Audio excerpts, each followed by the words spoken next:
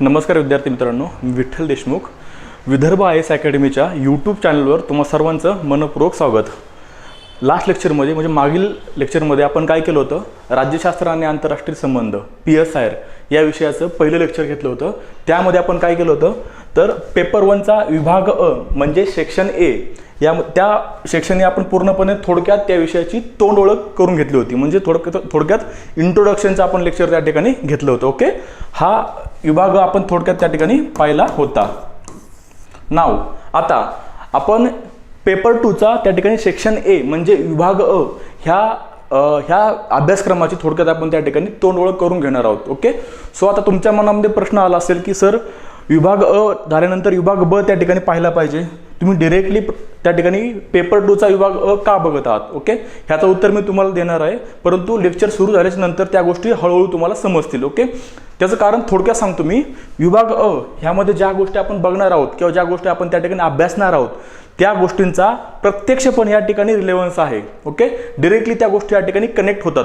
जर आपण विभाग अ बघितला आणि त्यानंतर आपण विभाग ब बघितला तर त्यानंतर काय होतं, आपल्याकडे विभाग ब पाहिल्यानंतर जर आपण ह्याकडे गेलो तर ह्या गोष्टी आपल्या थोड्या विसरतात आणि विसरल्यानंतर लिंक करायला थोडंसं डिफिकल्ट जातं। आणि हा विभाग थोडा सोपा असल्यामुळे आपण विभाग अ नंतर डायरेक्टली त्या ठिकाणी पेपर 2चा विभाग अ बघणार आहोत म्हणजे सेक्शन ए। ओके, सो तुम्हाला हळूहळू लेक्चर सुरू झाल्याच्या नंतर त्या गोष्टी समजतील की आपण डायरेक्टली पेपर 2चा सेक्शन ए का बघत आहोत। ओके, चला तर हा ही सेक्शन पेपर 1 ह्यासारखाच आहे। ओके, म्हणजे ह्यामध्ये पण त्या ठिकाणी पूर्णपणे सेक्शन ए मध्ये 4 प्रश्न असणार आहेत आणि सेक्शन बी मध्ये 4 प्रश्न असणार आहेत, टोटल 8 प्रश्न। आणि ह्यामध्ये आपल्याला त्या ठिकाणी टोटल 5 प्रश्न सोडवायचे आहेत। ओके, किती 5 प्रश्न आणि प्रत्येक प्रश्न हा 50 मार्कला असणार आहे। म्हणजे किती, हाही पेपर तुमचा पेपर 2 ही तुमचा 250 मार्काचा असणार आहे। ओके, सेम पेपर 1 250 मार्काचा, पेपर 2 250 मार्काचा। ओके, चला आपण आता अभ्यासक्रमाची तोंड ओळख करून घेऊ। बघा, पेपर 2चा सेक्शन ए जो आहे त्याला आपण तुलनात्मक राजकारण कंपॅरेटिव्ह पॉलिटिक्स म्हणून त्या पेपरला आपण ओळखतो। ओके, काही ठिकाणी त्याला comparative politics and international relation म्हणजे तुलनात्मक राजकारण आणि आंतरराष्ट्रीय संबंध असंही म्हणतात। ओके, चला तर आता हा अभ्यासक्रम बघत असताना आपल्याला त्या ठिकाणी थोडासा IRचा पर्स्पेक्टिव्ह बघायचा आहे। ओके, इंटरनॅशनल रिलेशनच्या गोष्टी आपल्या या ठिकाणी बघायच्या आहेत। ओके, सो ह्याच्यामध्ये पहिला चॅप्टर जो आहे, आता एक गोष्ट तुम्हाला लक्षात येत असेल, तुम्ही जर आपलं पाठीमागचं लेक्चर बघितलं त्या लेक्चरमध्ये आपण काय केलं होतं की सर्वात अगोदर जो 10 नंबरचा चॅप्टर आहे 1 2 3 4 10 असा जो 10 नंबरचा चॅप्टर आहे, 10 नंबरचा चॅप्टर अगोदर बघितला होता। तो कोणता आहे तर पाश्चिमात्य राजकीय विचारवंत, तो अगोदर बघितला होता। आणि त्यानंतर त्या ठिकाणी आपण उर्वरित चॅप्टर थोडक्यात बघितले होते। परंतु ह्या ठिकाणी आपल्याला असं करायचं नाही। ह्या ठिकाणी 1 to 11 ह्यामध्ये 11 चॅप्टर्स आहेत, 11 धडे आहेत।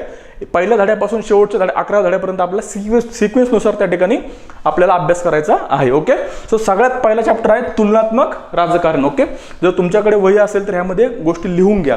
काय होतं, स्वतःच्या हाताने गोष्टी लिहिल्या तर त्या जास्त काळ लक्षात राहतात। तुम्ही जर कुठून प्रिंटेड नोट्स घेतल्या तर त्या जास्त काळ लक्षात राहणार नाहीत। ओके, सो स्वतःच्या हाताने गोष्टी लिहित चला आणि गोष्टी समजून घ्या। ओके, तुलनात्मक राजकारण पहिला चॅप्टर आपला कंपॅरेटिव्ह पॉलिटिक्स। आता ह्या चॅप्टरमध्ये आपल्याला काय करायचं बघा, ह्या धड्यामध्ये आपल्याला वेगवेगळ्या राज्याच्या व्यवस्थेचा तुलनात्मक अभ्यास करायचा आहे। ओके, राज्याच्या राजकीय व्यवस्थांचा त्या ठिकाणी तुलनात्मक अभ्यास करायचा आहे, बरोबर। सो राजकीय व्यवस्थेचा तुलनात्मक अभ्यास करत असताना या ठिकाणी 2 टप्पे पडतात। ओके, या ठिकाणी ह्या अभ्यास करत असताना ह्याचे 2 टप्पे आहेत। ओके, तर हे टप्पे कोणते कोणते हे बघा, पहिला टप्पा आणि दुसरा टप्पा। पहिल्या टप्प्यामध्ये आपल्याला काय करायचंय तर पहिल्या टप्प्याचा कालावधी हा दुसऱ्या महायुद्धापर्यंत आहे। ओके, प्राचीन काळापासून त्या ठिकाणी मध्ययुगीन काळ आपण स्किप करतो, डायरेक्टली दुसऱ्या महायुद्धापर्यंत, आधुनिक काळामध्ये पण कुठं दुसऱ्या महायुद्धापर्यंत। ओके, टिल किंवा दुसऱ्या महायुद्धापर्यंत। ओके, पहिल्या टप्प्याचा आपण त्या ठिकाणी अभ्यास दुसऱ्या महायुद्धापर्यंत करतो आणि दुसरा जो टप्पा आहे दुसऱ्या महायुद्धानंतर ते आतापर्यंत, दुसऱ्या महायुद्धापासून ते आतापर्यंत। ओके, सो या टप्प्यात आपल्याला कोणत्या गोष्टींचा अभ्यास करायचा, पहिल्या टप्प्यामध्ये आपल्याला काय करायचंय तर वेगवेगळ्या राज्यांचा त्या ठिकाणी संविधानाचा तुलनात्मक अभ्यास करायचा आहे। ओके, उदाहरणार्थ आता पहिला टप्पा बघत असताना एक गोष्ट लक्षात ठेवायची, पहिल्या टप्प्याचा अभ्यास करत असताना आपण फक्त पश्चिमेकडील जे काही राज्य आहेत, पाश्चिमात्य राज्य, पश्चिमेकडील राज्यांचा त्या ठिकाणी फक्त अभ्यास करतो। पहिल्या टप्प्यामध्ये जे पश्चिमेकडील राज्य आहेत फक्त त्यांच्या त्या ठिकाणी संविधानांचा तुलनात्मक अभ्यास करतो. असं का? तर हे बघा, संविधानाचा अभ्यास करतो म्हणजे काय, तर त्या ठिकाणी तिथं काही जे राजकीय व्यवस्था आहेत त्यांचा आपण त्या ठिकाणी तुलनात्मक अभ्यास करतो. दुसऱ्या महायुद्धापर्यंत आपण फक्त पश्चिमेकडील राज्यांचा तुलनात्मक अभ्यास करतो. याचा अर्थ असा आहे, याचं कारण असं आहे की दुसऱ्या महायुद्धापर्यंत फक्त पश्चिमेकडील देश त्या ठिकाणी पश्चिमेकडील देशांचं त्या ठिकाणी संविधान होतं. जे पूर्वेकडील आहेत, जे तिसऱ्या जगातील देश आहेत त्यांचं त्या ठिकाणी संविधान आपल्याला पाहायला मिळत नाही. त्यांची राजकीय स्वतंत्र राजकीय व्यवस्था आपल्याला पाहायला मिळत नाही. मग ती कुठं पाहायला मिळते, तर फक्त पश्चिमेकडे पाहायला मिळते. बरोबर ना? मग बाबा हे बघा, पश्चिमेकडे जे देश आहेत त्यांची संस्कृती सारखी आहे. ओके, त्यांची त्या ठिकाणी विचारसरणी आपल्याला ऑलमोस्ट बऱ्यापैकी सेम पाहायला मिळते. त्यांच्या त्या ठिकाणी संविधानातील जे त्यांचे जे विचार आहेत त्यांच्यामध्ये आपल्याला साम्य पाहायला मिळतं. त्यामुळे पश्चिमेकडील जे काही देश आहेत त्यांचा संविधानाचा अभ्यास करत असताना त्यामध्ये आपल्या गोष्टी थोड्याशा सोप्या जातात. बरोबर. आणि अजून एक गोष्ट लक्षात ठेवा, पारंपरिक जो तुलनात्मक राजकारण आहे ह्याच्यामध्ये जे आहे, जो पहिला टप्पा आहे, या पहिल्या टप्प्यामध्ये आपण कोणत्या गोष्टीचा अभ्यास करतो, तर पारंपरिक तुलनात्मक राजकारण. ओके, त्यामध्ये फक्त पश्चिमेकडील त्या ठिकाणी देशांचा अभ्यास करतो. जो दुसरा टप्पा आहे, दुसऱ्या टप्प्यामध्ये आपण काय करतो, तर दुसऱ्या टप्प्यामध्ये आपण आधुनिक तुलनात्मक राजकारण म्हणून आपण त्याला ओळखतो. त्यामध्ये आपण काय करतो, तर पश्चिमेकडील देशांचा तर अभ्यास करतोच, त्याचबरोबर जे पूर्वेकडील देश आहेत किंवा जे तिसऱ्या जगातील देश आहेत, जे नव्याने त्या ठिकाणी ज्यांना स्वातंत्र्य मिळालेलं आहे. दुसऱ्या महायुद्धानंतर आपण बघतो की ऑलमोस्ट बहुतांश देशांना त्या ठिकाणी जे वसाहतींचं राज्य होतं, वसाहतींचं राज्य त्यांच्यावरून संपलं आणि त्यांना स्वातंत्र्य मिळालं. त्यांना स्वातंत्र्य मिळालं म्हणजे काय झालं, तर त्यांचं स्वतंत्र संविधान त्या ठिकाणी अस्तित्वात आलं. आणि संविधान अस्तित्वात आल्यामुळे, संविधान इस्टॅब्लिश झाल्यामुळे त्या ठिकाणी त्यांचा पश्चिमेकडील देशांची त्या ठिकाणी आपण तुलनात्मक अभ्यास करतो. ओके, सो या चॅप्टरमध्ये आपल्याला काय करायचंय, तुलनात्मक राजकीय व्यवस्थेचा त्या ठिकाणी अभ्यास करायचा आहे. आणि तुलनात्मक राजकारणात जनक म्हणून कोणाला ओळखलं जातं, तुलनात्मक राजकारणात जनक म्हणून अरिस्टॉटलला ओळखलं जातं. का? हे बघा, ज्या वेळेस आपण अरिस्टॉटल यांचा अभ्यास करू, अरिस्टॉटल यांचा अभ्यास करत असताना आपल्याला त्यांचा एका सिद्धांताचा, एका संकल्पनेचा अभ्यास करायचा आहे. ती संकल्पना म्हणजे काय, तर अरिस्टॉटल यांचा संविधानाचा सिद्धांत. Okay, theory of constitution. या थेअरी ऑफ कॉन्स्टिट्यूशनमध्ये आपल्याला हे समजतं की अरिस्टॉटल यांनी सर्वोत्तम किंवा आदर्श संविधान कोणतं असेल हे संविधान मांडलं आहे. आणि ते संविधान मांडत असताना त्यांनी त्या ठिकाणी 158 देशांच्या संविधानाचा अभ्यास केला आहे. ओके, मग 158 देशांच्या संविधानाचा अभ्यास म्हणजे काय, तर त्यांनी तुलना केली आहे, वेगवेगळ्या देशांच्या राजकीय व्यवस्थेची तुलना केली आहे. मग त्यामुळे आपण अरिस्टॉटल यांना तुलनात्मक राजकारणाचा जनक म्हणून ओळखतो. ओके, आय होप तुम्हाला हा चॅप्टर क्लिअर झाला असेल. ह्यामध्ये आपण 2 टप्पे बघणार आहोत तुलनात्मक राजकारणाचे. पहिला टप्पा पारंपरिक तुलनात्मक राजकारण, ज्यामध्ये आपण पश्चिमेकडील देशांच्या त्या ठिकाणी तुलनात्मक अभ्यास करणार आहोत. दुसरा टप्पा आधुनिक तुलनात्मक राजकारण, ज्यामध्ये आपण पश्चिम प्लस पूर्व, ओके, या दोन्ही त्या ठिकाणी जगातील देशांचा आपण तुलनात्मक राजकीय व्यवस्थेचा अभ्यास करणार आहोत. This was the first chapter. Okay, second, तुलनात्मक दृष्टिकोनातील राज्य. ओके, तुलनात्मक दृष्टिकोनातील राज्य ह्यामध्ये काय ह्यामध्ये कोणता आपण अभ्यास करणार आहोत, तर भांडवलशाही व समाजवादी राज्यामध्ये त्या ठिकाणी राज्यांचं स्वरूप काय आहे. भांडवलशाही व समाजवादी राज्यामध्ये त्या ठिकाणी राज्यांचं स्वरूप काय. ओके, सो ह्यामध्ये आपण सुरुवातीच्या काळामध्ये भांडवलशाही राज्याचं स्वरूप काय होतं आणि नंतरच्या काळामध्ये ते कसं बदललं गेलं. ओके, आणि त्याच पद्धतीने समाजवादी राज्यामध्ये त्या ठिकाणी सुरुवातीच्या काळामध्ये राज्याचं स्वरूप कसं होतं आणि नंतरच्या काळामध्ये ते स्वरूप कसं बदललं गेलं. ह्याचं एक उदाहरण देतो तुम्हाला मी. आता उदाहरण बघा, भांडवलशाहीमध्ये राज्याचं स्वरूप काय असते किंवा राज्याची भूमिका काय असते. भांडवलशाहीमध्ये राज्याची भूमिका काय असते की राज्याने राज्याच्या अर्थव्यवस्थेमध्ये कमीत कमी हस्तक्षेप केला पाहिजे. राज्याने राज्याच्या अर्थव्यवस्थेमध्ये कमीत कमी हस्तक्षेप केला पाहिजे. ओके, उदाहरण द्यायचं झालं तर ते म्हणजे विचारवंत असे म्हणतात की राज्याची भूमिका ही अंपायरची आहे. ओके, म्हणजे काय, एक क्रिकेटचं ग्राउंड आहे. ओके, एक क्रिकेटचं ग्राउंड आहे, ज्या क्रिकेटच्या ग्राउंडवर त्या ठिकाणी प्लेयर खेळतायत. ओके, 11 प्लेयर त्या ठिकाणी, जी फिल्डिंग टीम आहे त्यांचे 11 प्लेयर आहेत आणि बॅटिंगचे 2 प्लेयर आहेत. ओके, अशा 13 प्लेयर आहेत आणि त्या ठिकाणी 2 अंपायर आहेत. ओके, त्या अंपायरची भूमिका काय आहे, अंपायर फक्त काय करणार आहेत, त्या ठिकाणी विकेट आहे, किती बॉल झाले, किती ओव्हर्स बाकी आहेत किंवा काय एखाद्या त्या ठिकाणी नियमासंबंधी काही निर्णय घ्यायचा असेल तर त्या ठिकाणी अंपायर निर्णय घेतात. सो अंपायरची भूमिका मर्यादित आहे. म्हणजेच काय की भांडवलशाही राज्यामध्ये राज्याची भूमिका ही मर्यादित असते. फक्त नियमनाची त्या ठिकाणी राज्याची भूमिका असते. राज्य फक्त काय करतील तर नियमन करतील. ओके, राज्य फक्त नियमन करतील. हे भांडवलशाही राज्यामध्ये राज्याचं स्वरूप असतं. बदलतं काय मग सध्याच्या काळामध्ये, कसं भांडवलशाही राज्यामध्ये राज्याचं स्वरूप बदलत गेलंय, तर राज्याचं स्वरूप असं बदललंय की राज्य काय करते सध्याच्या काळामध्ये, लोकांसाठी कल्याणकारी योजना आखते. मूळ जे राज्य आहे, मूळ जे भांडवलशाही विचार आहेत, मूळ जे उदारमतवादी विचार आहेत, त्या विचारांमध्ये राज्याचं स्वरूप हे कल्याणकारी योजना किंवा राज्याचं जे काम आहे, राज्याची भूमिका कल्याणकारी योजना आखणं नाही. राज्याने फक्त अंपायरची भूमिका करायची. राज्याने त्या ठिकाणी एखादा कमकुवत त्या ठिकाणी बॉलर असेल तर त्या बॉलरला बॉल टाकून द्यायचा नाही की असा बॉल टाक म्हणून. म्हणजे अंपायरने नाही सांगायचं की तुम्ही बॉल असा टाका जेणेकरून तुम्हाला विकेट मिळेल. अंपायरने शांतपणे थांबायचे, फक्त नियमनाचं काम करायचे. ओके, सो समाजवादी राज्यामध्ये काय असतं तर समाजवादी राज्यामध्ये लोककल्याणकारी योजना असतात. ओके, समाजवादी राज्यामध्ये लोककल्याणकारी योजना असतात. आता ह्या योजना, हे बघा, एक मिनिट मी थोडंसं तुम्हाला एक्सप्लेन करतो. हे बघा, भांडवलशाही आणि समाजवाद, याला आपण उदारमतवाद म्हणून ओळखतो. ओके, उदारमतवाद सुद्धा याला म्हणतो. आता ह्यामध्ये काय बघा की राज्याची कमीत कमी भूमिका, राज्याची कमीत कमी भूमिका, आणि समाजवादामध्ये काय की राज्याची जास्त भूमिका किंवा जास्तीत जास्त भूमिका. ओके, ह्या ठिकाणी राज्य काय करणार आहे, या ठिकाणी राज्य करणार आहे लोकांसाठी कल्याणकारी योजना. या ठिकाणी राज्य लोकांसाठी कल्याणकारी योजना आखणार आहे, वेलफेअर स्कीम. ओके, आणि ह्या ठिकाणी राज्य काय करणार आहे, राज्य फक्त नियमन करणे. काय, फक्त नियमन करणे. जसं की अंपायर काय करतो, फक्त नियमन करतो. आणि या ठिकाणी राज्याची भूमिका आहे तर फक्त जास्तीत जास्त भूमिका कल्याणकारी योजना आखणं. एखादा जर त्या ठिकाणी व्यक्ती गरीब असेल तर त्याला त्या ठिकाणी त्याला चांगल्या प्रकारे घर देणं, त्याला काम देणं, त्याला सगळ्या गोष्टी, त्याच्यासाठी जेवढ्या काय गोष्टी गरजेच्या आहेत त्या सगळ्या गोष्टी ह्या ठिकाणी राज्य पुरविणार आहे. ओके, हे आहे राज्याचं मूळ स्वरूप. हे काय, उदारमतवादी किंवा भांडवलशाही राज्याचं मूळ स्वरूप.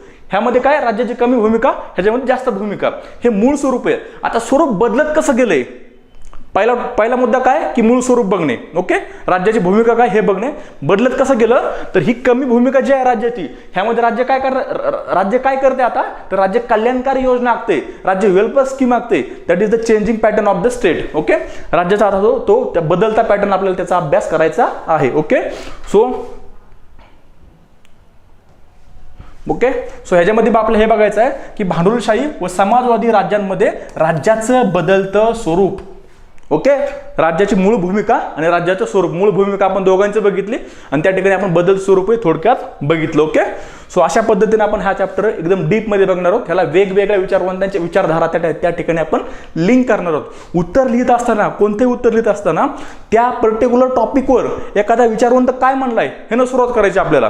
त्या विचारवंताचं पुस्तक काय ते लिंक करायचे आणि त्यानंतर आपल्याला त्या टॉपिकला उत्तर लिखाणाला सुरुवात करायची. ओके, हा होता दुसरा टॉपिक. आय होप तुम्हाला हा टॉपिक समजला असेल. पुढं प्रतिनिधित्व आणि सहभागाचे राजकारण. Okay, representative and participatory politics. Representative and participatory politics, प्रतिनिधित्व आणि सहभागाचे राजकारण. बघा, ह्या शब्दांमध्ये, नावामध्येच पूर्णपणे त्याचा अर्थ दडलेला आहे. ह्यामध्ये आपल्याला काय करायचं, पक्षप्रणाली, दबाव गट किंवा स्वारस्य गट आणि सामाजिक चळवळ ह्यांचा अभ्यास करायचा. आणि हा अभ्यास करत असताना तुलनात्मक अभ्यास करायचा आहे.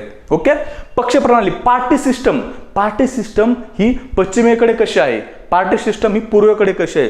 आता पूर्व पश्चिम ज्यावेळेस म्हणते तुमच्या डोक्यामध्ये क्लिक झालं पाहिजे. पश्चिम म्हणजे काय तर USA असेल, युरोपियन युनियन असेल, हे पश्चिमेकडील देश. ओके, आणि ईस्ट म्हणजे काय तर आपल्या एशिया खंडातील असेल किंवा युरोपियन जे काय देश आहेत किंवा थर्ड वर्ल्ड कंट्रीज आहेत त्यांच्यामध्ये सिस्टीम कशी आहे. ओके, ह्यामध्ये पश्चिमेकडील व पूर्वेकडील पक्षप्रणालीचा आपल्याला त्या ठिकाणी अभ्यास करायचा आहे.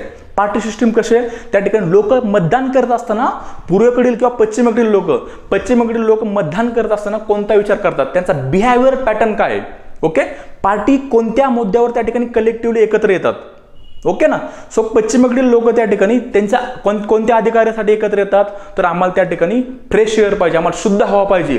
ह्यासाठी अमेरिकेमध्ये एका व्यक्तीनं सुप्रीम कोर्टमध्ये पिटिशन केलं की आम्हाला त्या ठिकाणी शुद्ध हवा भेटत नाही, आम्हाला सरकारने त्या ठिकाणी शुद्ध हवा प्रोव्हाइड करण्याचा प्रयत्न केला पाहिजे. ही पश्चिमेकडील त्या ठिकाणी लोकांची विचार करण्याची पद्धत आहे. पूर्वेकडे उदाहरण आपल्या देशामध्ये आपण स्वतःच्या फक्त मानवी हक्कासाठी आपण सुप्रीम कोर्टमध्ये जातो.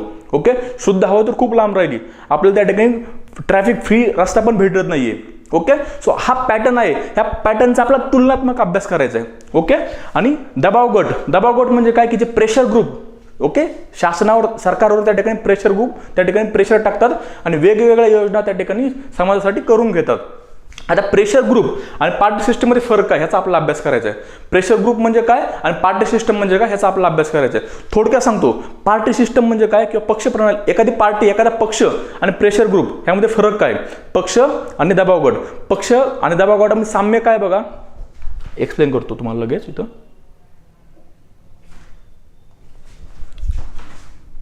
पक्ष, पार्टी किंवा दबाव गट ह्यामध्ये साम्य काय बघा की समविचारी लोक त्यांच्या हक्कासाठी एकत्र येतात. समविचारी लोक त्यांच्या हक्कासाठी एकत्र येतात. दबाव गटामध्ये पण सेमच आहे, सेम समविचारी लोक त्यांच्या हक्कासाठी एकत्र येतात. ओके, आता फरक काय बघा, फरक काय तर एखाद्या पक्षाचा मुख्य उद्देश काय असतो की सत्ता हस्तगत करणे, पॉवर त्या ठिकाणी ॲक्वायर करणे, सत्ता हस्तगत करणे. आणि दबाव गटाचा हा उद्देश नसतो, सत्ता हस्तगत करणे हा दबाव गटाचा उद्देश नसतो. दबाव गटाचा उद्देश काय असतो की सरकारवर प्रेशर आणायचं आणि जे काही त्यांचा विचार आहे, जे काही त्यांची कॉमन मागणी आहे त्या मागणीसाठी सरकारकडनं त्या ठिकाणी काम करून घेणं. ओके, सो सत्ता हस्तगत करणे हा उद्देश नाही, सत्ता हस्तगत करणे हा उद्देश नाही. ओके, हा प्रामुख्याने पक्ष आणि दबाव गट मधला आपल्याला फरक पाहायला मिळतो. आय होप तुम्हाला समजलं असेल. ओके,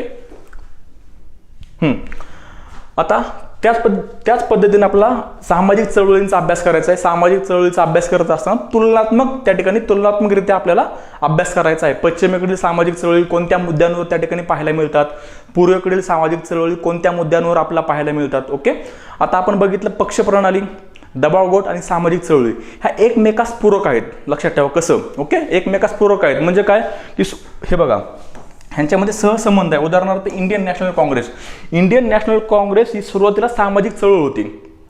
इंडियन नॅशनल काँग्रेस म्हणजे भारतीय राष्ट्रीय काँग्रेस 1885 ला ज्यावेळी स्थापन झाली, एक सामाजिक चळवळ होती. या सामाजिक चळवळीचं रूपांतर त्या ठिकाणी दबाव गटामध्ये झालं. ओके, सुरुवातीला त्यांचा उद्देश नव्हता. त्यांचा उद्देश काय होता की समाजामधील त्या ठिकाणी वेगवेगळ्या मागण्या शासनापुढे मागणं, ब्रिटिश शासनापुढे त्या मागण्या मांडणं. ओके, त्याचं रूपांतर नंतर काय झालं दबाव गटामध्ये, ते सरकारवर दबाव टाकू लागले. ओके, आणि दबाव गटाचं रूपांतर नंतर काय झालं तर पक्ष प्रणालीमध्ये झालं. त्यांना वाटलं की दबाव टाकून फक्त उपयोग नाही, तर आपला सत्तेमध्ये आपण गेलं पाहिजे. आपण जोपर्यंत सत्ता हस्तगत करणार नाही तोपर्यंत आपल्याला ज्या काय आपल्या मागण्या आहेत त्या पूर्ण करता येणार नाहीत. ओके, तसंच इंडियन नॅशनल काँग्रेस आपण बघितलं, सुरुवातीला सामाजिक चळवळ होती, दबाव गट आणि त्यानंतर त्या ठिकाणी पक्षामध्ये त्याचं रूपांतर झालं. आपण लेटेस्ट उदाहरण घेऊ शकतो आम आदमी पक्षाचं. एका विशिष्ट करप्शनच्या मुद्द्यावर त्या ठिकाणी ही चळवळ उभा राहिली आम आदमी पक्षाची, आपची. ओके, आणि त्यानंतर त्यांचं त्या ठिकाणी पार्टी सिस्टममध्ये रूपांतर झालं, पक्ष प्रणाली पक्षामध्ये रूपांतर झालं. ओके, सो आपण ह्याचा अभ्यास त्या ठिकाणी रिप्रेझेंटेटिव्ह अँड पार्टिसिपेटरी पॉलिटिक्समध्ये आपण ह्याचा अभ्यास करणार आहोत. Okay, this was the third chapter. Now fourth, जागतिकीकरण, ग्लोबलायझेशन. ओके, जागतिकीकरण म्हणजे काय, खूप मोठी कॉन्सेप्ट आहे पण मी थोडक्यात तुम्हाला समजून सांगतो. जागतिकीकरण म्हणजे काय की जग खूप जवळ येत आहे. ओके, एक विचारवंतांनी एक विचार मांडलेत की जग हे आता एक खेडं बनलं आहे. ओके, जग हे आता एक खेडं बनलेलं आहे. खेडं बनलेलं आहे म्हणजे काय, आपण खेडेगावामध्ये सगळ्यांना एकमेकांना ओळखतो, सगळ्यांचे एकमेकांचे त्या आपण एकमेकांवर डिपेंड असतो, अवलंबून असतो. बरोबर आहे, त्याच पद्धतीने जगामध्ये आपण एकमेकांवर आता अवलंबून राहिलेलो आहे. एका ठिकाणी जर एखादी घटना घडली जगामध्ये तर त्याचा परिणाम दुसऱ्या देशामध्ये होतो. ओके, रशिया युक्रेनचं युद्ध ज्यावेळेस सुरू होतं त्याचा परिणाम त्या ठिकाणी भारतावरही त्या तेलाच्या किमतीवर आपल्याला झालेला पाहायला मिळतो. ओके, सो जागतिकीकरण म्हणजे काय, आपण त्या ठिकाणी आता जवळ येत आहोत, आपण एकत्र येत आहोत. ही संकल्पना अभ्यासत असताना मी तुम्हाला डीपमध्ये समजून सांगेल.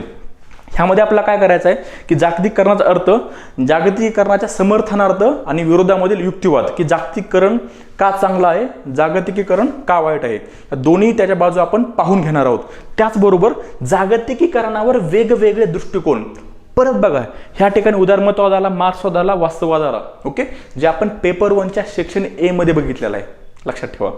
म्हणजे का, की त्या गोष्टी डायरेक्टली या ठिकाणी लिंक होत आहेत. मार्क्सवाद आपण त्या ठिकाणी पेपर 1 मध्ये आपण बघितलेले आहेत, बरोबर ना. सो त्या गोष्टी आपल्या पेपर 2 मध्ये पण बघायच्यात. मग मी तुम्हाला लास्ट लेक्चरमध्ये हे सांगितलं की जोपर्यंत तुम्हाला पेपर 1 समजणार नाही, त्यामध्ये पेपर 1चा जो 10वा टॉपिक आहे, पाश्चिमात्य राजकीय विचारवंत, जोपर्यंत तुम्हाला तो जो बेस समजणार नाही, तुम्हाला इंटायर PSI समजणार नाही. ओके, जर तुम्हाला मार्क्सचे विचार नाही समजले, तुम्हाला मार्क्सवाद काय आहे हे जर नाही समजलं, तर मार्क्सवादाचे जागतिकीकरणावर काय दृष्टिकोन आहे, काय मत आहे हे समजणार नाही. त्यामुळे पेपर 1चा सेक्शन हे खूप महत्त्वाचा आहे. ओके, ते सगळे विचारवंत जे आपल्या PSIRचा बेस आहेत. ओके, सो आता ह्यामध्ये काय की जे वेगवेगळे विचारधारा आहेत ते जागतिकीकरणाकडे कोणत्या दृष्टिकोनातून बघतात, ह्या विचारधारा समजून घ्यायच्या अगोदर जागतिकीकरण चांगल्या प्रकारे समजावं लागेल. जर जागतिकीकरण नाही समजलं तर या विचारधारा काय म्हणतात हे समजणार नाही. ओके, सो सगळ्या गोष्टी इंटरलिंक आहेत, सगळ्या गोष्टी एकमेकांवर त्या ठिकाणी अवलंबून आहेत. एक नाही समजली तर दुसरी नाही समजणार, दुसरी नाही समजली तर तिसरी नाही समजणार. ओके, आता बघा उदारमतवादी काय म्हणतात. उदारमतवादी म्हणतात की त्या ठिकाणी जागतिकीकरण झाल्यामुळे काय झालंय, इतिहासाचा अंत झालाय. ह्या ठिकाणी एक विचारवंत आहेत, फ्रान्सिस फुकुयामा. ओके, समजून सांगतो मी.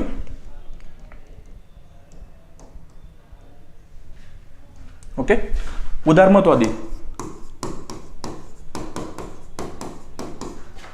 विचारवंत उदारमतवादी काय म्हणतात जागतिकीकरणावर, की इतिहासाचा अंत झालेला आहे, एंड ऑफ हिस्ट्री, इतिहासाचा अंत किंवा शेवट, इतिहासाचा अंत झालेला आहे असं कोण म्हणतं, तर उदारमतवादी विचारवंत Francis Fukuyama. Francis Fukuyama. Okay, विचारधारेचा अंत किंवा इतिहासाचा अंत. आता बघा, प्रामुख्याने काय झालं, 1991ला सोव्हिएट युनियनचं पतन झालं. सोव्हिएट युनियनचं पतन झालं. ओके, सोव्हिएट युनियनचं पतन झालं म्हणजे काय झालं, तर समाजवादी जी विचारधारा आहे कोसळली, समाजवाद कोसळला. ओके, आणि जगामध्ये फक्त एकच विचारधारा राहिली आता, ती म्हणजे उदारमतवाद. ओके, ती म्हणजे उदारमतवाद, बरोबर ना. ही एक विचारधारा आहे, ही दुसरी विचारधारा आहे. ओके, ही विचारधारा कोसळली म्हणजे एक ब्लॉक जो होता सोव्हिएत युनियनचा, जो समाजवादी विचारधारेला लीड करायचा, जी विचारधारा पुढे घेऊन जायचा, तो जो सोव्हिएत युनियन तर कोसळलं. ओके, आता काय झालं, मग एकच विचारधारा त्या ठिकाणी प्रॉमिनंट राहिली. ओके, ह्या विचारधारेचं वर्चस्व तुम्हाला जगभरामध्ये पाहायला मिळतं. आता फ्रान्सिस फुकुयामा काय म्हणतात की ह्या विचारधारेला विरोध करणारी, ह्या विचारधारेला विरोध करणारी दुसरी विचारधारा जर नसेल तर त्या ठिकाणी इतिहासाचा अंत झालेला आहे. म्हणजे काय, किंवा विचारधारेचा अंत झालेला आहे. म्हणजे काय, त्या उदारमतवादाला त्या ठिकाणी अपोज करणारी, विरोध करणारी जर विचारधारा नसेल तर त्या ठिकाणी एकच विचारधारा राहिली. त्यामुळे आता इतिहास पुढे जाणार नाहीये. ओके, त्यामुळे विचारधारा त्या ठिकाणी पुढे सरकणार नाहीयेत. आता ही डीपमध्ये कॉन्सेप्ट आहे. आता ह्या कॉन्सेप्टचा रिलेव्हन्स तुम्हाला कार्ल मार्क्सच्या विचारांशी पण द्यायचा आहे, कारण की त्यांनी खूप चांगल्या प्रकारे इतिहास कशा बदलतो, ऐतिहासिक भौतिकवाद जी संकल्पना समजून सांगितलंय, ती संकल्पना ह्या ठिकाणी लागू होते. त्यामुळे थोडक्यात सांगण्याचा प्रयत्न केला. नाही समजलं टेन्शन घेऊ नका, आपण पुढे त्या गोष्टी बघणार आहोत. ओके, सो फ्रान्सिस फुकुयामा म्हणतात की इतिहासाचा अंत झालेला आहे. ओके, आता इतिहासाचा अंत झालेला म्हणजे काय, तर एकच विचारधारा राहिली, उदारमतवाद, जी काय करते, उदारमतवाद जागतिकीकरणाला समर्थन देते. म्हणजे काय, की आपल्याला काय करायचंय, तर आपल्याला फ्री ट्रेड पाहिजे, ओपन मार्केट पाहिजे, आणि त्या ठिकाणी राज्याची भूमिका खूप कमीत कमी असली पाहिजे, जे आपण आता 2 मिनिटापूर्वी बघितलं होतं. ओके, सो सगळ्या गोष्टी इंटरलिंक आहेत PSI मध्ये. ओके, सो अशा पद्धतीने आपण हा जागतिकीकरण टॉपिक अभ्यासणार आहोत. पुढे आहे बघा 5वा टॉपिक, आंतरराष्ट्रीय संबंधाच्या अभ्यासाचे दृष्टिकोन. जे आपण आंतरराष्ट्रीय संबंध अभ्यासणार आहोत, इंटरनॅशनल रिलेशन्स, त्यामध्ये वेगवेगळे दृष्टिकोन आंतरराष्ट्रीय संबंधाकडे कसं बघतात, कोणत्या दृष्टिकोनातून बघतात. त्यामध्ये वास्तववाद आहे, उदारमतवाद आहे, मार्क्सवाद आहे, त्या ठिकाणी त्यानंतर प्रणाली, संयुक्त प्रणाली दृष्टिकोन आहे. त्या दृष्टिकोनांचा आपल्याला ह्या ठिकाणी अभ्यास करायचा आहे. आता एक उदाहरण घेऊ. वास्तववादी दृष्टिकोन, रिअलिस्टिक पर्स्पेक्टिव्ह किंवा दृष्टिकोन, रिअलिस्टिक जे विचारवंत आहेत ते आंतरराष्ट्रीय संबंधाकडे कसं बघतात. ओके, आता त्यामध्ये रिअलिस्टिकमध्ये विचारवंत आहेत प्रामुख्याने मॅकियावेली. मॅकियावेली म्हणतात की आंतरराष्ट्रीय संबंधामध्ये प्रत्येक राष्ट्रानं काय केलं पाहिजे, स्वतःचं राष्ट्रीय हित जपलं पाहिजे. नॅशनल इंटरेस्ट किंवा प्रत्येक राज्याचं महत्त्वाचं काम काय, राजाचं महत्त्वाचं काम काय, तर आपल्या राज्याचं संरक्षण करणं. आंतरराष्ट्रीय संबंध तुम्ही त्या ठिकाणी प्रस्थापित करत असताना तुमचं सगळ्यात महत्त्वाचं काम काय, की तुमच्या राज्याचं संरक्षण करणं. त्यानंतर मॅकियावेली अजून एक स्टेटमेंट करतात, जर आंतरराष्ट्रीय संबंधामध्ये किंवा जर जगभरामध्ये जर युद्ध सुरू असतील, लिसन माय स्टेटमेंट प्रॉपरली, जर जगभरामध्ये युद्ध सुरू असतील तर ती नॉर्मल सिच्युएशन आहे, ती सामान्य परिस्थिती आहे असं कोण म्हणतात, असं मॅकियावेली म्हणतात. आणि जर जगभरामध्ये युद्ध सुरू नसतील तर ती नॉर्मल सिच्युएशन नाही, म्हणजे काहीतरी वेगळं घडणार आहे, काहीतरी मोठं घडणार आहे. ओके, मग ते म्हणतात जर युद्ध सुरू असेल that is the normal situation. Normal situation का, म्हणजे नॉर्मल सिच्युएशन का, की राज्य युद्ध करतायत, म्हणजे काय करतायत, तर राज्य स्वतःचं नॅशनल इंटरेस्ट त्या ठिकाणी पुढे नेण्याचा प्रयत्न करतायत. त्यांचा राष्ट्रहित काय, की आपल्या राज्याचा त्या ठिकाणी विस्तार करणं, आपल्या राज्याचा विस्तार करणं हे त्यांचं राष्ट्रीय हित आहे. आणि जर युद्ध सुरू नसेल याचा अर्थ काय, की राज्य स्वतःचं राष्ट्रीय हित त्या ठिकाणी किंवा राज्याचं संरक्षण त्या ठिकाणी करत नाहीयेत, म्हणजे ती आंतरराष्ट्रीय संबंधामधील त्या ठिकाणी नॉर्मल सिच्युएशन नाहीये असं कोण म्हणतात, असं मॅकियावेली म्हणतात. मॅकियावेली हे वास्तववादी रिअलिस्टिक विचारवंत आपल्याला पाहायला मिळतात, जे आपण सेक्शन ए चा 10वा चॅप्टर आहे वेस्टर्न पॉलिटिकल थिंकर्स, त्यामध्ये आपण मॅकियावेलीचा अभ्यास करणार आहोत. परत बघा, गोष्टी ह्या ठिकाणी लिंक करायच्यात, त्यामुळे तो चॅप्टर खूप किंवा तो इंटायर सेक्शन खूप महत्त्वाचा आहे. ओके, अशा पद्धतीने आदर्शवाद दृष्टिकोन आपण बघणार आहोत, मार्क्सवाद दृष्टिकोन बघणार आहोत. आदर्शवादी म्हणतात की त्या ठिकाणी जागतिक शांतता प्रस्थापित झाली पाहिजे, सगळ्यांनी त्या ठिकाणी एकत्रितपणे सार्वत्रिक स्वतः आपण सगळ्यांचा, आपल्या सर्वांचा विकास करून घ्यायचा आहे. ओके, असा आदर्शवाद दृष्टिकोन म्हणतो जागतिक शांतता. ओके, आपल्या ज्या सुरुवातीच्या काळामध्ये आपलं जे आंतरराष्ट्रीय धोरण होतं भारताचं, आपलं आदर्शवाद धोरण होतं. ओके, भारताच्या संविधानामध्ये कलम 51 काय म्हणतं, की आपलं कलम 51 काय सांगतं, की आपल्याला आंतरराष्ट्रीय शांतता, जागतिक शांतता पाहिजे. ओके, त्याही गोष्टी आपण आर्टिकल 51 इथे लिंक करणार आहोत. त्याचबरोबर मार्क्सवाद दृष्टिकोन. ओके, या सगळ्या गोष्टींचा अभ्यास आपल्याला या टॉपिकमध्ये करायचा आहे. पुढचा टॉपिक आहे आंतरराष्ट्रीय संबंधातील प्रमुख संकल्पना. ओके, आंतरराष्ट्रीय संबंधातील प्रमुख संकल्पना, त्यामध्ये सत्ता संतुलन, सामूहिक सुरक्षा, प्रतिबंध, राष्ट्रीय हित आणि सुरक्षा कोंडी या संकल्पनाचा आपल्याला या ठिकाणी अभ्यास करायचा आहे. एक उदाहरण घेऊ. राष्ट्रहित म्हणजे काय, राष्ट्रीय हित, नॅशनल इंटरेस्ट, राष्ट्रीय हित. आंतरराष्ट्रीय संबंधामध्ये एक गोष्ट प्रत्येकाने त्या ठिकाणी, प्रत्येक देशाची एक गोष्ट कॉमन असते, की आपल्या देशाचं राष्ट्रीय हित पुढे घेऊन जाणं. ओके, प्रत्येक आपल्या देशाचे राष्ट्रीय हित जपणे. ओके, आणि ही कोणत्या विचारधारेची त्या ठिकाणी टर्म आहे किंवा कोणती विचारधारा ह्या विचाराला समर्थन करते, तर आता आपण बघितलं वास्तववादी, रिअलिस्टिक. ओके, आता बघा भारत हे आपलं राष्ट्रहित कसं जपतं, एक उदाहरणाच्या मार्फत तुम्हाला मी समजून सांगतो. सध्या युद्ध कोणा सुरू आहे, 2 वर्षापासून एक युद्ध सुरू आहे रशिया आणि युक्रेनचं. ओके, रशिया आणि युक्रेनचं युद्ध सुरू आहे, बरोबर. आता काय झालं, जे पश्चिमेकडील देश आहेत, ओके, त्यांनी काय केलं, रशियाच्या बाजूनं त्या ठिकाणी संयुक्त राष्ट्रसंघामध्ये ठराव आणला, युक्रेनच्या बाजूनं संयुक्त राष्ट्रसंघामध्ये ठराव आणला. त्या ठरावामध्ये असं त्यांनी केलं की आपल्याला रशियाला एकाकी पाडायचंय, जेणेकरून रशिया जर एकाकी पडला तर हे युद्ध थांबणार आहे. ओके, कारण की रशिया हा बलवान देश आहे. सो ठराव आणला, संयुक्त राष्ट्रामध्ये ठराव आणल्याच्या नंतर प्रत्येक देशाने त्या ठिकाणी मतदान केलं. आता भारत, ह्या ठिकाणी भारत भारताचं आंतरराष्ट्रीय धोरण काय, तर जागतिक शांतता त्या ठिकाणी आणणं किंवा जागतिक शांतता प्रस्थापित करणं.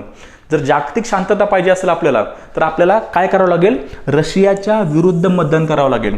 का, रशियाच्या विरुद्ध मतदान केलं की त्या ठिकाणी रशिया हळूहळू नमून जाईल आणि हे युद्ध थांबेल आणि आपल्याला जागतिक शांतता पाहायला मिळेल. बरोबर. भारतानं काय केलं असेल, भारतानं काय केलं, ह्या ठरावामध्ये भारतानं काय केलं, तटस्थ भूमिका घेतली.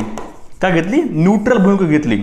ओके, आपण युक्रेनच्या बाजूने मतदान नाही केलं, आपण रशियाच्या बाजूने मतदान नाही केलं, आपण तटस्थ भूमिका घेतली. का, कारण की आपलं राष्ट्रीय हित कशात आहे, आपलं राष्ट्रीय हित हे रशियाबरोबर संबंध प्रस्थापित करण्यामध्ये, चांगले संबंध रशियाबरोबर मेंटेन राहिले पाहिजेत. रशियाबरोबर चांगले संबंध त्या ठिकाणी राहिले पाहिजेत. जर आपण रशियाच्या विरोधात जर या ठिकाणी आपण मतदान केलं तर आपले संबंध चांगले राहणार नाहीत. आपण काय केलं, तटस्थ भूमिका घेतली. आपला रशिया आपल्यासाठी खूप महत्त्वाचा मित्र आहे. रशियानं आपल्याला, जर आपण इतिहासाचा अभ्यास केला तर वेळोवेळी आपल्या रशियानं मदत केलेली आहे. 1971चा मैत्री करार रशियाबरोबर. ओके, या करारानुसार त्या ठिकाणी जर कोणत्या एका देशावर हल्ला झाला, उदाहरणार्थ भारतावर झाला, तर रशिया आपल्या मदतीसाठी धावून येणार आहे. मग ज्यावेळेस भारत आणि पाकिस्तानचे युद्ध झाले 1971 मध्ये, त्यावेळेस अमेरिकेने भारतावर दबाव टाकला की तुम्ही त्या ठिकाणी तुम्ही बांगलादेशची बाजू घेऊ नका किंवा तुम्ही बांगलादेशमध्ये अंतर्गत हस्तक्षेप करू नका. अमेरिका त्या ठिकाणी पाकिस्तानच्या बाजूनं लढण्यासाठी भारताविरुद्ध आली होती, पण त्या ठिकाणी USSR पण त्या ठिकाणी सोबतीला आल्यामुळे पाकिस्तान मागे सरकलं. त्यामुळे इतिहासाचा जर अभ्यास केला तर आपल्याला हे समजतं की त्या ठिकाणी रशिया आपला खूप महत्त्वाचा मित्र आहे आणि रशियाने आपल्याला वेळोवेळी मदत केलेली आहे. फक्त इतिहासच नाही, तर आता समकालीन काळामध्ये जर आपल्याला चीनला टॅकल करायचं आहे, आपल्याला चीनला त्या ठिकाणी तोंड द्यायचं आहे, तर आपल्याला रशिया खूप महत्त्वाचा आहे. आपल्याला रशिया खूप महत्त्वाचा आहे. मग आपलं राष्ट्रीय हित कशात आहे, आपला नॅशनल इंटरेस्ट कशात आहे, तर रशियाबरोबर चांगले संबंध स्थापन करणं. ओके, आपण काय केलं, रशियाच्या विरोधात मतदान नाही केलं, आपण त्या ठिकाणी वास्तववादी दृष्टिकोन त्या ठिकाणी आपण अंगीकृत केला आणि आपण स्वतःची आपली तटस्थ भूमिका घेतली की आपण कोणाच्याच बाजूने मतदान करणार नाहीत. सो अशा टर्म्स आपल्याला ह्यामध्ये अभ्यासाच्या आहेत, ह्या चॅप्टरमध्ये. ओके, ह्या चॅप्टर्समध्ये आपल्या ह्या टर्म्स अभ्यास आहेत की राष्ट्रहित म्हणजे काय, त्यानंतर प्रतिबंध म्हणजे काय, सामूहिक सुरक्षा, सत्ता संतुलन, सुरक्षा कोंडी, या सगळ्या गोष्टींचा आपल्या ह्यामध्ये अभ्यास करायचा आहे. आय होप तुम्हाला नॅशनल इंटरेस्ट, राष्ट्रीय हित ही संकल्पना समजली असेल. पुढे चला. पुढे आहे बदलती आंतरराष्ट्रीय राजकीय व्यवस्था.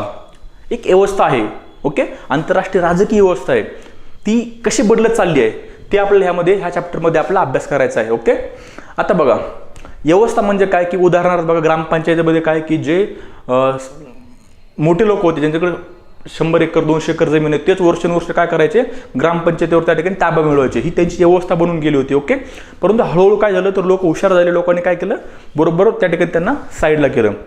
आंतरराष्ट्रीय राजकारणामध्ये कशा गोष्टी बदलत गेल्या, ही व्यवस्था कशी बदलत गेली बघा, की सुरुवातीच्या काळामध्ये शीतयुद्धामध्ये काय होतं, 2 पोलर वर्ल्ड होतं किंवा द्विध्रुवीयता होती. म्हणजे काय, 2 देश त्या ठिकाणी प्रामुख्याने होते. हे पण मी तुम्हाला स्लाइड्स लिहून समजून सांगतो. ओके, हे बघा, शीतयुद्ध कधी चाललं की 1900, आपण त्याला प्रामुख्याने 45 ते 1991चा कालावधी संबोधतो. ओके, ह्यामध्ये काय होतं, प्रामुख्याने 2 ब्लॉक्स होते. एक होता USA ब्लॉक, जो उदारमतवादी विचारधारा किंवा भांडवलशाही या विचारधारेचं समर्थन करायचं, उदारमतवाद.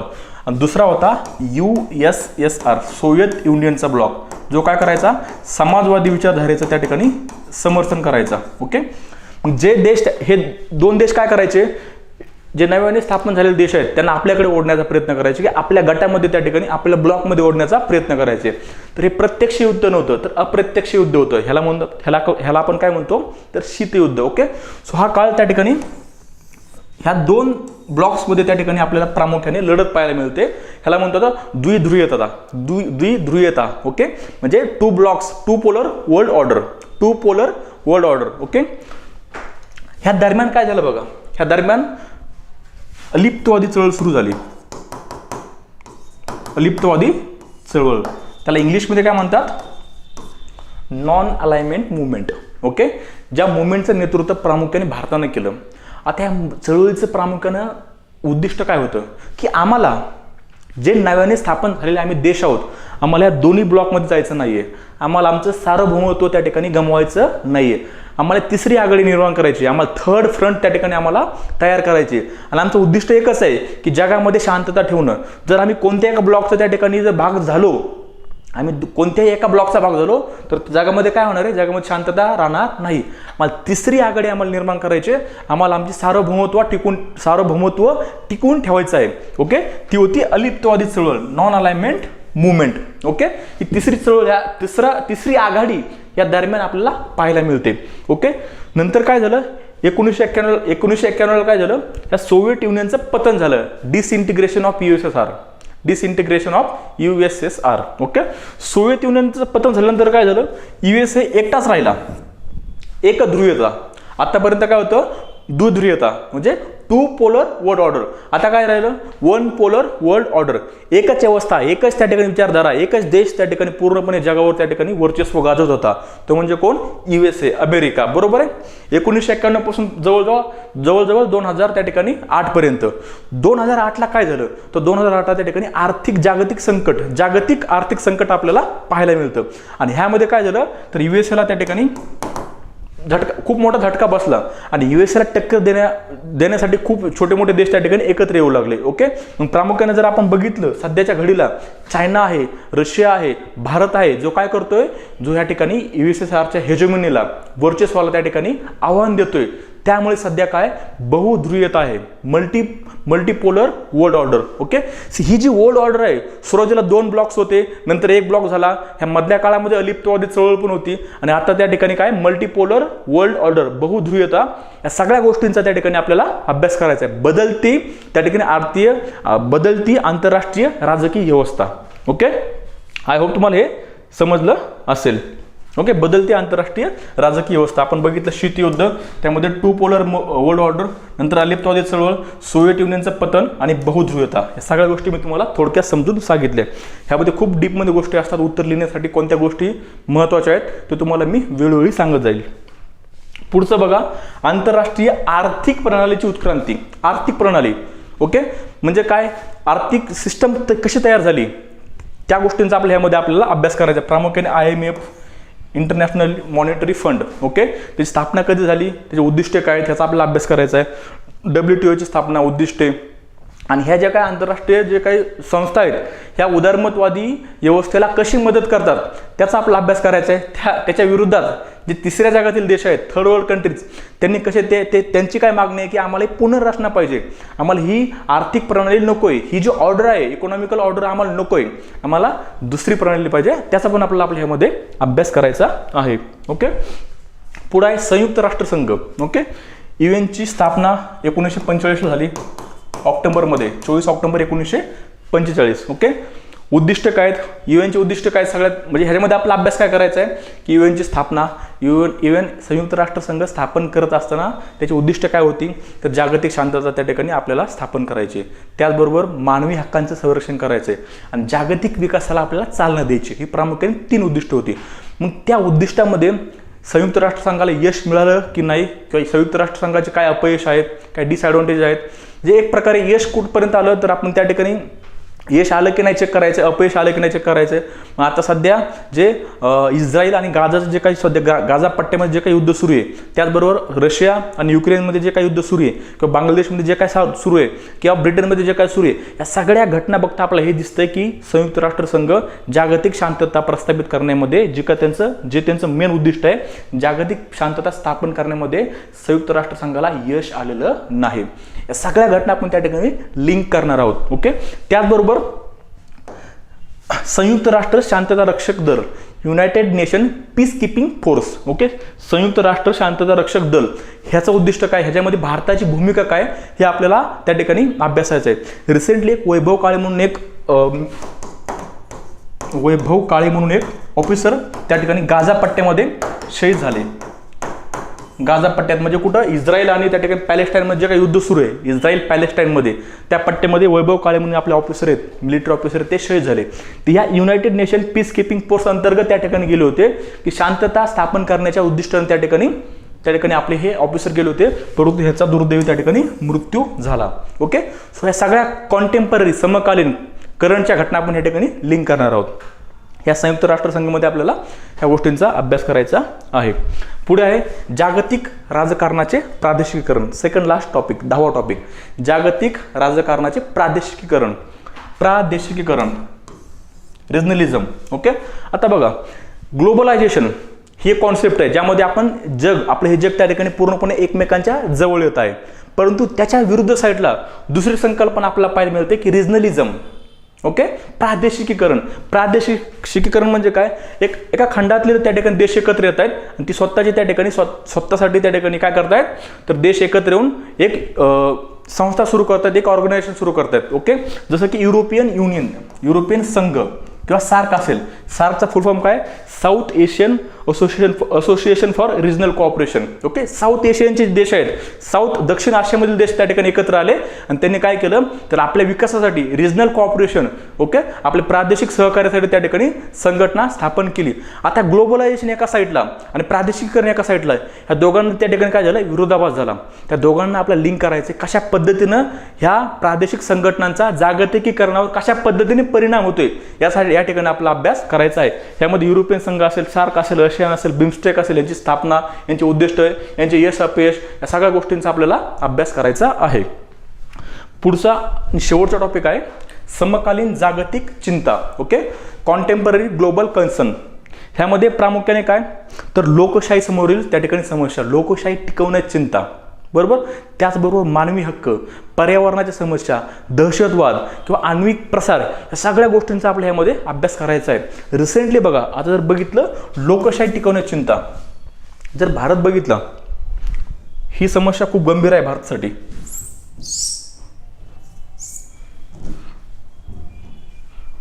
ओके, आता बघा,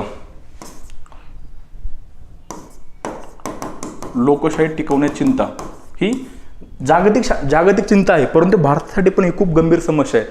कारण की भारताच्या चारही साईडनं त्या ठिकाणी असे देश आहेत ज्या देशामध्ये लोकशाही ऑलमोस्ट संपुष्टात आलेली आहे. जर त्या ठिकाणी नॉर्थ वेस्टला बघितलं तर पाकिस्तान आहे. ओके, नॉर्थ ईस्टला बघितलं तर चायना आहे. ओके, खाली जर आता आपण बघितलं, कालचंच उदाहरण आहे बांगलादेशचं. जो बांगलादेश आतापर्यंत बांगलादेश आपल्यासाठी खूप महत्त्वाचा देश होता आणि बांगलादेशने आपल्याला वेळोवेळी दहशतवाद संपवण्यासाठी मदत केलेली आहे. त्या बांगलादेशमध्ये लोकशाही त्या ठिकाणी नष्ट पावलेली आहे. आता पुढे काय होईल कोणालाच माहीत नाही, लोकशाही प्रस्थापित होईल किंवा त्या ठिकाणी मिलिटरीचा रोल असेल हे कोणालाच माहीत नाही.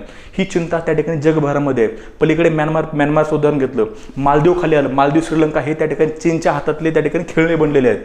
म्हणजे भारत हा त्या ठिकाणी चारही बाजूनं घेरलेला आहे. ओके, तर आपण बघितलं थोडक्यात एक मॅप काढून तुम्हाला दाखवतो मी.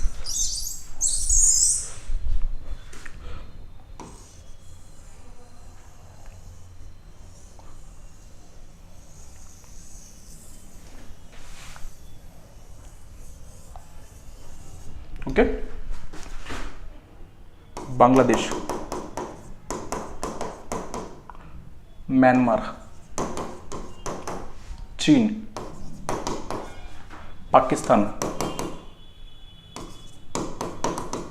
वर अफगाणिस्तान, तर श्रीलंका खाली इकडं मालदीव, नेपाळ. आता सगळ्यांचा आपला अभ्यास करायचा आहे. ओके, पाकिस्तानमध्ये त्या ठिकाणी आपल्याला तर माहिती आहे सुरुवातीपासून आपला शत्रू आहे. आणि पाकिस्तानमध्ये जरी नावाला लोकशाही राज्य असलं तरी तिथं लोकशाही नाही, तिथं प्रामुख्याने आपण बघतो मिलिटरी रूल आहे. अफगाणिस्तानमध्ये तालिबान आहेत. ओके, तिथं लोकशाहीचं त्या ठिकाणी तीळ मात्र संबंध नाही आहे. चीनमध्ये लोकशाही नाही आहे. नेपाळ हा त्या ठिकाणी चीनचं कधी इकडं असतो कधी इकडं झुकलेला असतो. ओके, नेपाळमध्ये 13 वर्षामध्ये 15 पंतप्रधान बदलले आहेत. 13 वर्षामध्ये 15 पंतप्रधान म्हणजे काय, लोकशाही त्या ठिकाणी नाही आहे. म्यानमारमध्ये पण त्या ठिकाणी कूच सुरू आहे. ओके, बांगलादेशमध्ये रिसेंटली आपण बघितलं काल त्या ठिकाणी लोकशाही सरकार संपुष्ट झालं. श्रीलंकावर एवढं कर्ज आहे की श्रीलंका त्या ठिकाणी पूर्णपणे चीनच्या झोळीत जाऊन बसलेली आहे. मालदीवमधलं जे काय शासन आहे ते पूर्णपणे त्या ठिकाणी चीनचं समर्थन करते. म्हणजे भारत पूर्ण साईडनं, भारत हा एवढा मोठा देश आहे, भारत पूर्ण साईडनं त्या ठिकाणी लोकशाही देश, भारत असा देश आहे जो पूर्ण साईडनं त्या ठिकाणी अलोकशाही देशांनी त्या ठिकाणी घेरलेला आहे किंवा वेढलेला आहे. सो भारतापुढील ह्या खूप मोठ्या गंभीर समस्या आहेत. नॉट ओन्ली जगाच्या तर आहेत, पण भारतासाठी पण त्या ठिकाणी खूप गंभीर समस्या आहेत. या सगळ्यांचा आपल्याला त्या ठिकाणी अभ्यास करायचा आहे. आपला पेपर 2चा जो सेक्शन बी आहे पुढचा, त्यामध्ये भारत आणि जग भारत आणि जग म्हणजे भारताचे जगाबरोबर संबंध, मग त्यामध्ये भारत पाकिस्तान, भारत अफगाणिस्तान, भारत चीन, भारत नेपाळ या सगळ्यांचं आपल्याला त्या ठिकाणी आपल्याला डिस्कशन करायचं आहे. ओके, सो अशा पद्धतीनं आपण पेपर 2चा सेक्शन हे बघितलेला आहे. ओके, ह्यामध्ये तुम्हाला काय डाऊट्स असतील तर तुम्ही मला कमेंट्स करून विचारा की सर एक पर्टिक्युलर तुम्हाला कॉन्सेप्ट समजलेला नाही, प्लीज एक्सप्लेन मी तुम्हाला पुढच्या लेक्चरमध्ये ती कॉन्सेप्ट समजून सांगेल. ओके, सो अशा पद्धतीने आपण पेपर 2चा सेक्शन हे थोडक्यात डिस्कस केलेला आहे. खूप इंटरेस्टिंग संकल्पना आहेत, त्या अभ्यासासाठी आपल्याला त्या ठिकाणी प्रॉपर 1 to 1 जावं लागेल. ओके, सो काय डाऊट्स असेल तर कमेंट्समध्ये मला विचारा. ओके, चला, thank you so much for the lecture. Take care, bye.